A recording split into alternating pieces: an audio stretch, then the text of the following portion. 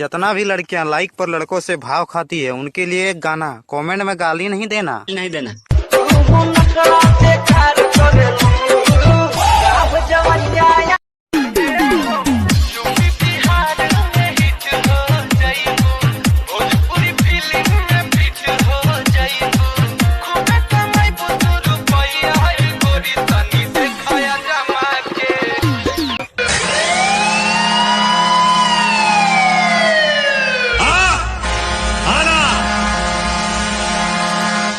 अब आएगा मजा।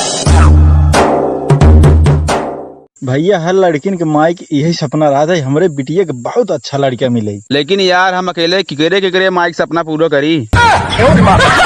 नाजुक दिल जन तोड़ के जा, वैसे ना मुहावा